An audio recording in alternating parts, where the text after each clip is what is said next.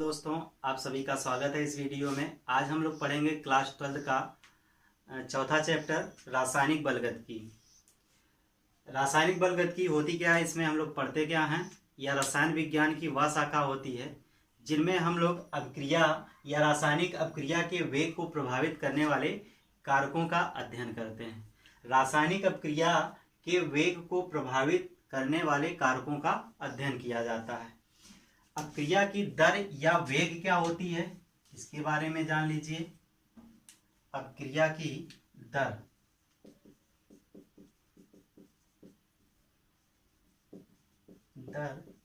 या वेग,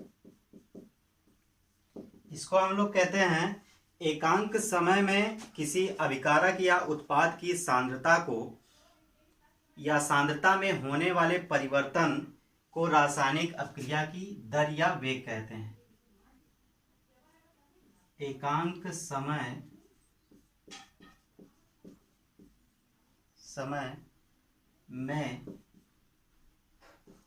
किसी अभिकारक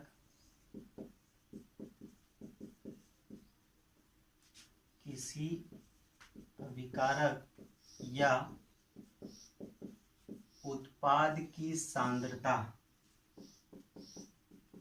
की सांद्रता में होने वाले परिवर्तन को रासायनिक अभिक्रिया की सांद्रता कहते हैं।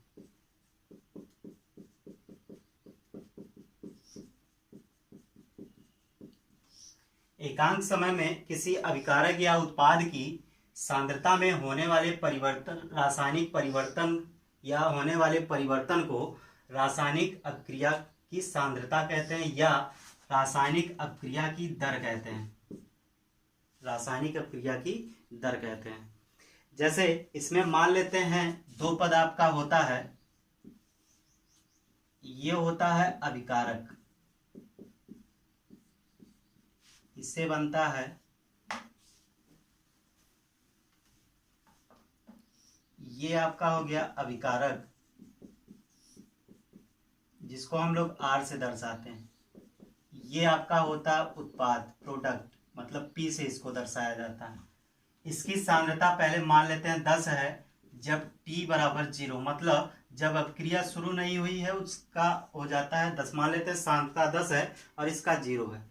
कुछ समय पूर्व यानी जब बीत जाता है तो T बराबर 1 सेकंड मान लेते हैं हो जाता है, तो इसकी अभिक्रिया घट करके या इसकी सांद्रता घट करके 8 हो जाती है, तो इधर 2 बढ़ जाता है, फिर इसका 2 हो जाएगा, 6 हो जाएगा, 4।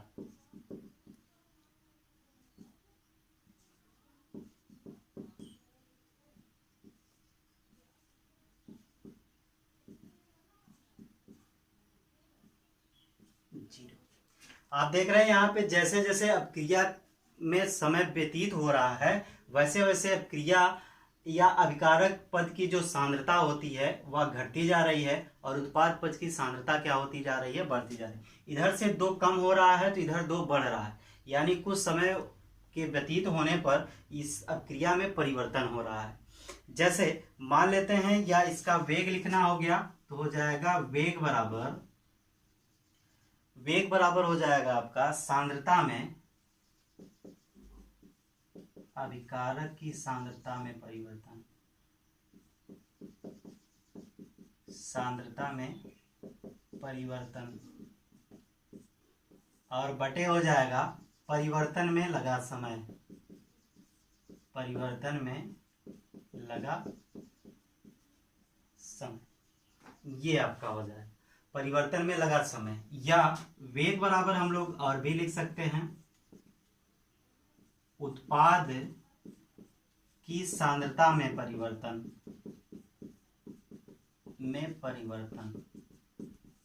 बटे आपका हो जाता है परिवर्तन में लगा समय। अब अभिकारक की सांद्रता में परिवर्तन, अभिकारक की सांद्रता को हम लोग R से दर्शाते हैं, तो यह आपका हो जाएगा R2 माइनस R1। और यहाँ पे बटे हो जाएगा T2 माइनस T1 हो जाएगा। उसी प्रकार इसमें हम लोग देखते हैं तो यहाँ पे हो जाएगा P2 minus P1 upon T2 minus T1, या इसमें इस तरीके से कुछ हो जाएगा। तो कहने का मतलब ये जो आपका अभिकारक पक्ष की सांद्रता हो जाएगी और ये आपकी क्या हो जाएगी, उत्पाद पक्ष की सांद्रता हो जाएगी। इसमें मान लेते हैं ये आपका जो है, कोई ले लेते हैं इसमें से, ये आपका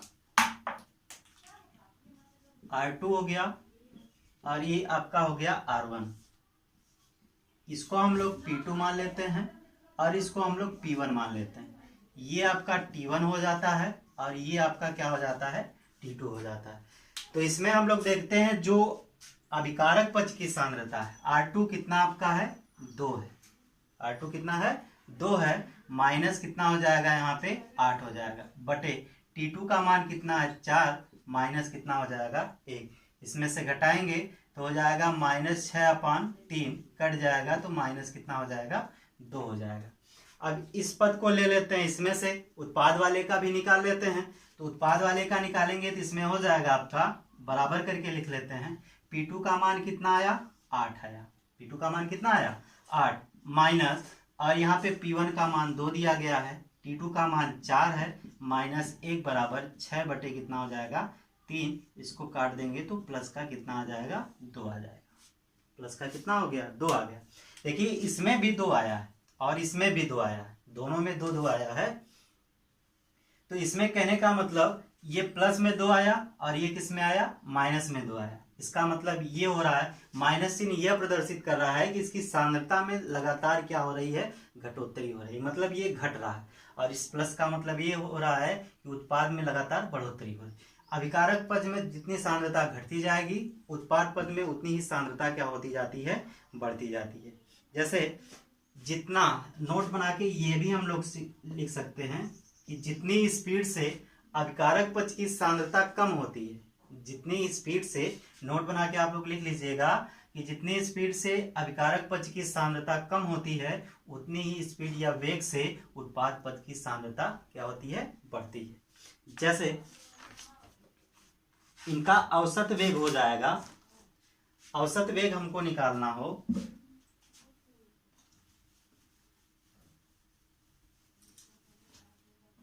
तो औसत वेग हो जाएगा, औसत वेग R2 माइनस R1 का लिख लेंगे डेल्टा R अपान डेल्टा T हो जाएगा। ये आपका औसत वेग हो जाएगा, या हम लोग लिख सकते हैं औसत वेग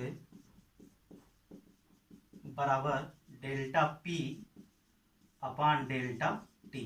या औसत वेग आपका हो जाएगा अभिकारक के लिए और ये आपका हो जाएगा उत्पाद के लिए, ये अभिकारक के लिए हो जाएगा और ये आपका हो जाएगा उत्पाद के लिए। ठीक है, जैसे औसत वेग, जैसे R2 माइनस ऐसे लिखा होता है माइनस R1, तो जब इनका औसत निकालते हैं तो इसको हम लोग डेल्टा R लिख सकते हैं। या P2 माइनस P1 आप लोगों ने पढ़ा, तो इसमें हम लोग इसका डेल्टा कितना लिख सकते हैं, P लिख सकते हैं। T2 माइनस T1 हम लोगों ने पढ़ा, इसको डेल्टा T भी लिखा जा सकता है। ये आपका हो जाएगा। ठीक है, अब इसमें क्या होता है कि जैसे औसत वेग डेल्टा R हो गया या औसत वेग डेल्टा P हो गया, तो ये आपका हो जाएगा अभिकारक के लिए और ये आपका हो जाएगा उत्पाद के लिए। जैसे जैसे इसमें बताया हमने कि जैसे जैसे सांद्रता कम होगी अभिकारक पक्ष की, वैसे वैसे उत्पाद पक्ष की सांद्रता क्या होती जाएगी, बढ़ती जाएगी। जैसे जैसे इसमें कमी आएगी वैसे वैसे या धीरे धीरे क्या होता जाएगा, बढ़ता जाएगा। जैसे इसमें औसत वेग हम लोगों ने निकाला, तो जैसे अभिकारक की सांद्रता को हम लोग R से दर्शाते हैं और उत्पाद की सांद्रता को हम लोग किससे दर्शाते हैं, P से दर्शाते हैं।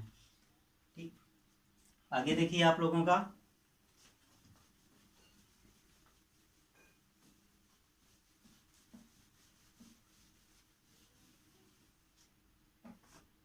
एक पॉइंट आप लोग लिख लीजिए, किसी रासायनिक अभिक्रिया में किसी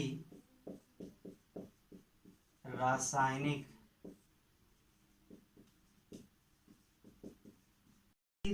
अभिक्रिया में एक निश्चित समय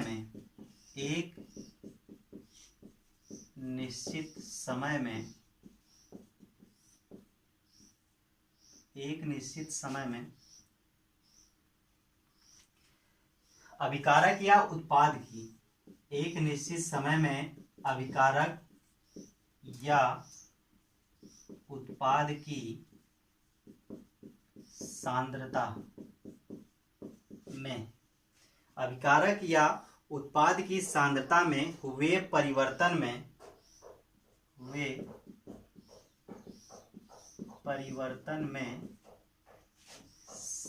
का भाग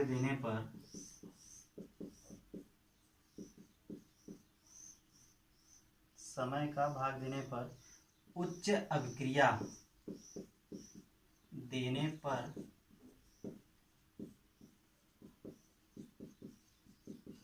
उच्च अभिक्रिया का वेग प्राप्त किया जा सकता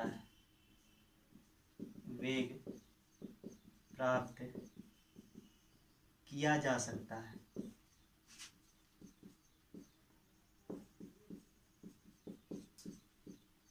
किसी रासायनिक अभिक्रिया के एक निश्चित समय में अभिकारक या उत्पाद की सांद्रता में हुए परिवर्तन में समय का भाग देने पर उच्च अभिक्रिया का वेग हम लोग प्राप्त कर सकते हैं। जैसे मान लेते हैं ये आपका हो गया, यहां से कुछ इस प्रकार से ग्राफ बनाया गया, इस प्रकार से। जैसे यहाँ पे मान लेते हैं 10 है, ये आपका जो है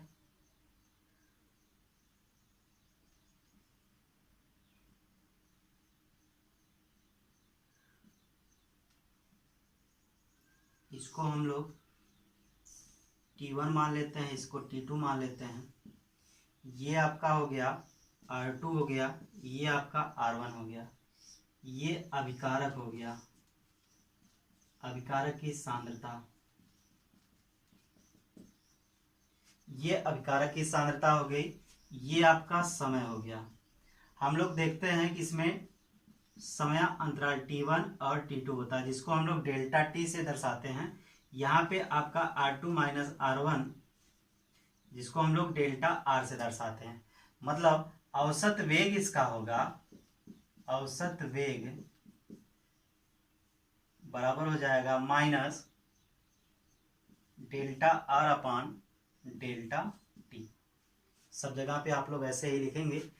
हर जगह पे ये माइनस आपको ये दर्शाएगा कि इसमें क्या हो रहा है, इसमें कमी आएगी, क्योंकि देखिए यहाँ पे धीरे धीरे बढ़ेगा। जैसे जैसे अभिक्रिया कम होगी वैसे उससे उत्पाद पद की सांद्रता में बढ़ोतरी होगी।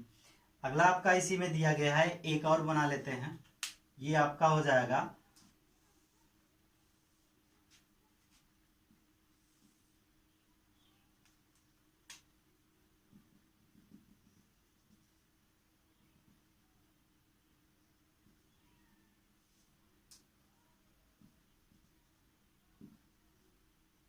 यहाँ से आपका हो जाएगा T2 माइनस T1 यानी डेल T हो जाएगा।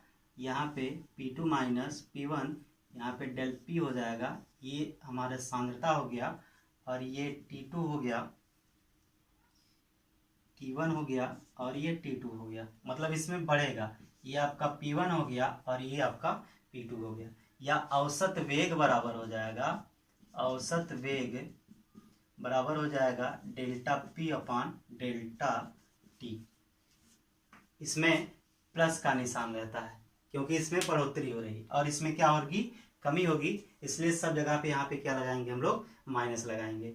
जैसे इसमें औसत वेग बराबर हम लोग लिख सकते हैं, औसत वेग बराबर हो जाएगा माइनस डेल्टा R अपान डेल्टा T बराबर प्लस में डेल्टा P अपान डेल्टा T। ये आपका सूत्र हो जाएगा औसत वेग। यानी ये अभिकारक वाले के सामने हमेशा माइनस लगेगा और उत्पाद वाले के सामने हमेशा क्या लगेगा, प्लस लगेगा। आगे देख लीजिए, जैसे ताक्षणिक वेग क्या होता है। ताक्षणिक वेग में या ताक्षणिक क्षण क्या होता है, ये समझ लीजिए थोड़ा सा। ताक्षणिक वेग, ताक्षणिक वेग आपका क्या होता है, जैसे किसी क्षण पर या किसी क्षण विशेष का वेग जो होता है वही जो होता है हमारा ताक्षणिक वेग कहलाता है। जैसे हम लोग कहीं पे भी मोटरसाइकिल से जाते हैं तो कहीं पर जाने पर वहाँ के लोग जब पूछते हैं कि आपके बाइक की स्पीड क्या रही होगी, आने में यहाँ तक आपके बाइक की स्पीड क्या रही होगी, तो हम लोग यही बताते हैं कि 40, 45 या 60 या 70, मतलब अनुमानता बताते हैं। लेकिन वह हमको एग्जैक्ट नहीं पता होता है, वह पूर्ण रूप से नहीं पता होता कि हम लोग कितने वेग से आए हैं। लेकिन अगर हम लोग बाइक चला रहे हैं उसी समय कोई फ़ोन करता है, मान लीजिए घर से ही कोई फ़ोन करके पूछता है कि आप बाइक चला रहे हैं तो बाइक का जो कांटा है वह कितने पर है, तो अगर हम लोग 60 बताते हैं तो वही उसका क्या होता है, ताक्षणिक वेग होता है। वह हम लोग स्वयं देखते हैं, उस समय हमारा पूरा अनुमान सही होता है क्योंकि हम लोग देख करके चला रहे हैं कि 60 पे चल रहे हैं, लेकिन वहाँ पे हम लोगों को नहीं पता था। तो वही आपका क्या होगा, ताक्षणिक वेग होगा। किसी क्षण विशेष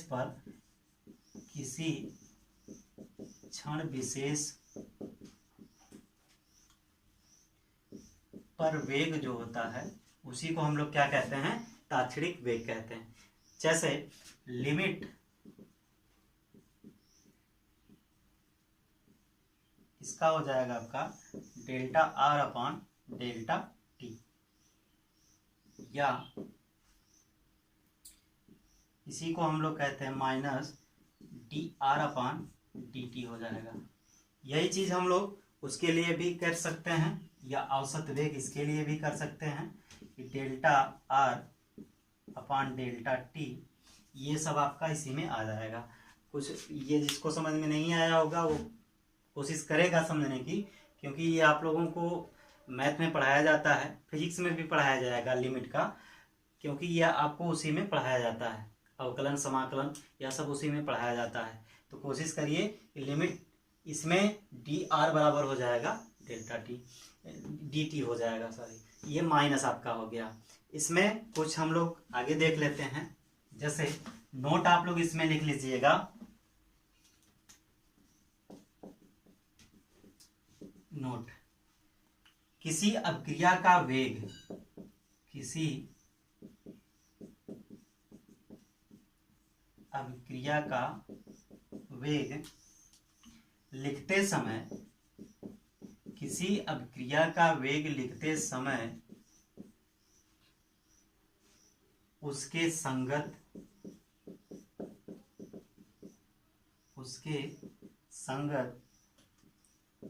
रस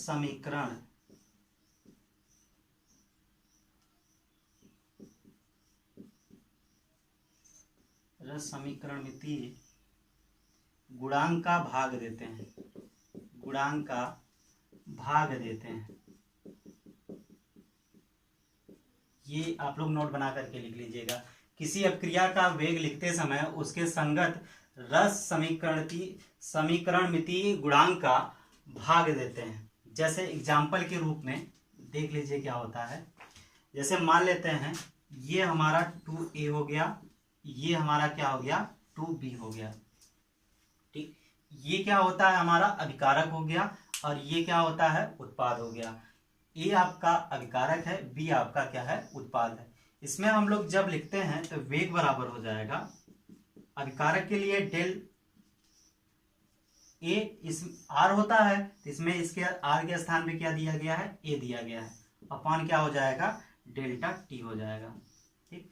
अब इसमें बोला गया उसके संगत गुणांक के, यानी संगत गुणांक मतलब इसका 1/2 से हम लोग क्या कर देंगे, भाग कर देंगे, क्योंकि यह अभिकारक वाला है, इसमें हम लोग क्या लगा देंगे आगे, माइनस। उसी का वेग हम लोग निकालते हैं उत्पाद का, तो हो जाएगा डेल बी अपॉन क्या हो जाएगा, डेल्टा टी। लेकिन इसमें अभिकारक क्या है, इसका गुणांक कितना है, 2 है, 1 बटे कितना हो जाएगा, 2 हो जाएगा। यहाँ पे 3 ले लीजिए तो यहाँ पे 3 हो जाएगा, 1/3 हो जाएगा, लेकिन किस में हो जाएगा? प्लस में, क्योंकि आपका जो अभिकारक वाला होता है वह माइनस में लिखा जाता है और जो उत्पाद वाला होता है वह किस में लिखा जाता है? प्लस में लिखा जाता है। और एक उदाहरण लिख लीजिए, जैसे आपका दिया गया है, कोई और उदाहरण ले लीजिए, 2p है, 3/2 क्यूब, मान लीजिए ये आपका दिया गया है। तो इसमें से क्या होगा कि वेग जब हम लोग निकालेंगे तो हो जाएगा minus del P upon delta T. अब इसके गुणांक से हमको क्या कर देना है? भाग कर देना है। तो -1 कितना हो जाएगा? 2, क्योंकि माइनस इसमें अभिकारक वाले में। अब उत्पाद का निकाल लेते हैं तो वेग बराबर हो जाएगा del Q upon delta T. अब इसमें 1 कितना लिखेंगे? 3/2 या 2/3 डेल्टा क्यू अपॉन क्या हो जाएगा? डेल्टा टी हो जाएगा। एक और देख लेते हैं, इसमें मान लेते हैं अमोनिया का। अमोनिया का आप लोगों का दिया गया है N2 प्लस 3H2 बनता है 2NH3 बनता है। ठीक, तो जब हम लोग अभिकारक का निकालते हैं वेग तो हो जाएगा वेग बराबर minus del N2 upon del T हो जाएगा या डेल्टा टी हो जाएगा। इसी का और निकाल लेते हैं तो माइनस 1 कितना हो जाएगा? 3 हो जाएगा, क्योंकि इसका गुणांक 3 है, 1/3 हो जाएगा। इसका 1 था तो हम लोग कुछ नहीं लिखेंगे, तो delta H2 upon delta T हो जाएगा। अब इसी का हम लोग उत्पाद पद का निकाल लेते हैं तो वेग बराबर इसका हो जाएगा उत्पाद का NH3 del NH3 upon delta T, और इसका गुणांक कितना है? 1/2, वो भी किस में आएगा? आपका प्लस में आएगा। इसी प्रकार आप लोगों का आगे करते रहिएगा समीकरण। बाकी आप लोगों को अगले वीडियो में पढ़ाया जाएगा। जो समझ में नहीं आएगा कमेंट करके आप लोग पूछ सकते हैं।